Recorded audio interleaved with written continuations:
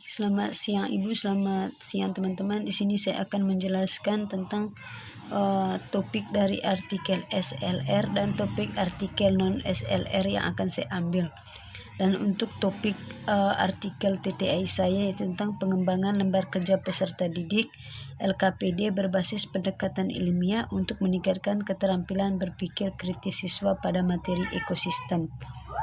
Yang pertama, di sini saya akan menjelaskan untuk topik artikel non SLR yang akan saya ambil. Yang pertama itu tentang pengembangan lembar kerja peserta didik berbasis scaffolding untuk melatih pemahaman konsep. Dan penelitian ini bertujuan untuk mengembangkan, mengetahui kelayakan kemenarikan media pembelajaran berupa lembar kerja peserta didik berbasis scaffolding. Penelitian ini menggunakan metode penelitian pengembangan desain pembelajaran instruksional desain model ADIE. Dan hasil penelitian ini bahwa LKPD berbasis scaffolding memenuhi persyaratan dengan kualitas yang sangat layak, menarik untuk digunakan sebagai media pembelajaran. Dan untuk topik artikel non-SLR yang kedua yaitu tentang pengembangan LKPD pembelajaran biologi berbasis masalah dan keefektifannya terhadap kemampuan berpikir kreatif dan reflektif. Dan penelitian ini bertujuan untuk menghasilkan LKPD berbasis masalah pada materi pencemaran lingkungan. Penelitian ini merupakan penelitian pengembangan atau Research and Development R&D. Teknik pengumpulan datanya adalah review oleh teman sejawat, oleh media, oleh ahli materi, dan guru. Dan data yang diperoleh dari review ini yaitu data tentang penilaian kelayakan LKPD. Lalu untuk topik artikel non-SLR yang ketiga yaitu tentang pengembangan LKPD kelas 10 SMA atau MA pada materi pokok protista berbasis pendekatan ilmiah. Dan jenis penelitian ini adalah penelitian pengembangan dengan tujuan untuk mengembangkan LKPD berbasis pendekatan ilmiah. Dan untuk model pengembangan yang digunakan, model 3D yang sudah dimodifikasi dan disesuaikan. Dan berdasarkan rumusan, tujuan, dan hasil pembahasan, pengembangan LKPD kelas 10 materi pokok protista berbasis ilmiah mendapat penilaian 93% dengan kriteria sangat baik.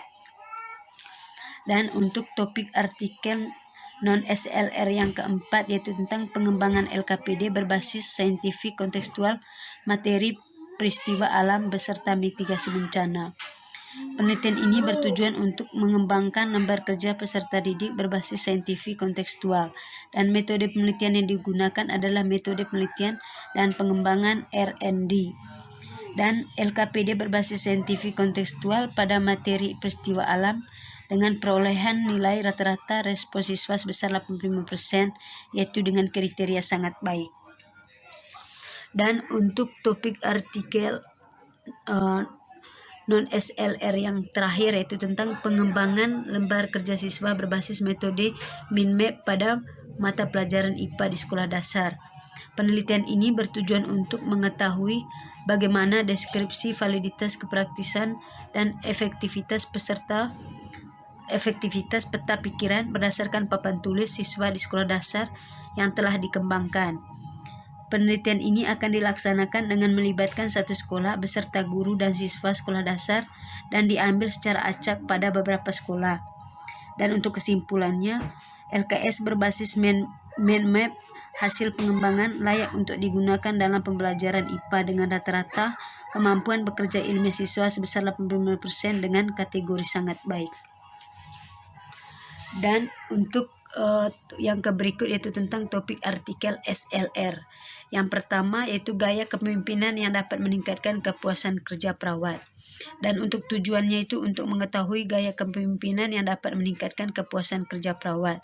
Metode yang digunakan itu sebuah tinjauan sistematis melalui review jurnal mengenai gaya kepemimpinan dan kepuasan kerja perawat. Pencarian artikel diakses dari pencarian internet database EBSCO, Emerald, dan ScienceDirect. Dan untuk hasilnya itu pada systematic review ini menunjukkan bahwa gaya kepemimpinan transformasional memiliki pengaruh dan dampak terhadap kepuasan kerja perawat sehingga banyak yang menggunakan gaya kepemimpinan ini dalam suatu organisasi yang dipimpinnya, di mana dengan gaya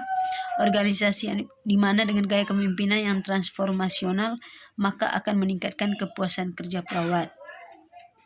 Lalu untuk topik artikel SLR yang kedua yaitu tentang literatur review aplikasi model sosial dalam pelayanan kesehatan jiwa pada ibu hamil dengan HIV atau AIDS. Penelitian ini bertujuan untuk mengumpulkan dan menganalisa artikel yang berhubungan dengan aplikasi model pelayanan kesehatan jiwa pada ibu hamil dengan HIV atau AIDS. Desain yang digunakan adalah literatur review. Artikel dikumpulkan dengan menggunakan mesin pencari seperti EBSCO, Scientific, dan ProQuest. Kriteria artikel yang digunakan diterbitkan dari tahun 2007 sampai 2015.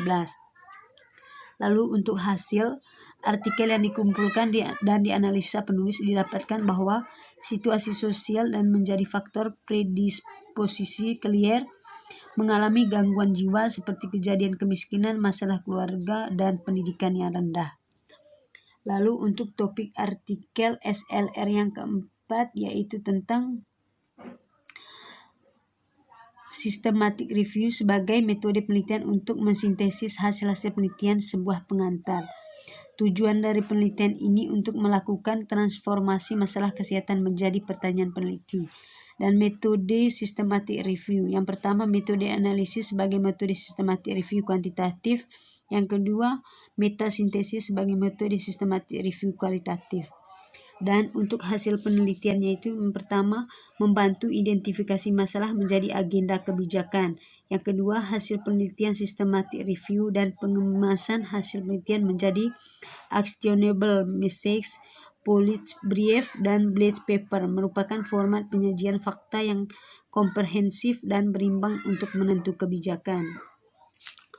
Lalu untuk topik artikel SLR yang keempat yaitu tentang systematic review metode intervensi pengetahuan masyarakat dalam pengendalian kasus leptospirosis di wilayah Kota Semarang.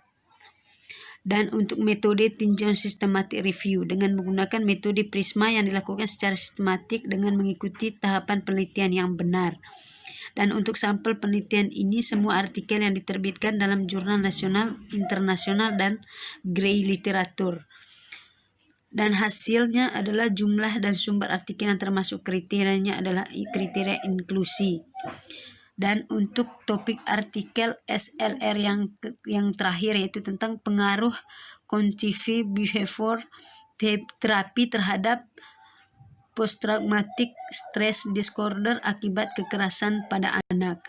Dan untuk tujuannya itu untuk mengetahui. Baik, untuk selanjutnya itu tentang topik yang terakhir yaitu tentang pengaruh cognitive behavior terapi terhadap post-traumatic stress disorder akibat kekerasan pada anak. Dan untuk tujuannya itu untuk mengetahui bagaimana pengaruh CBT terhadap PTSD akibat tindakan kekerasan pada anak.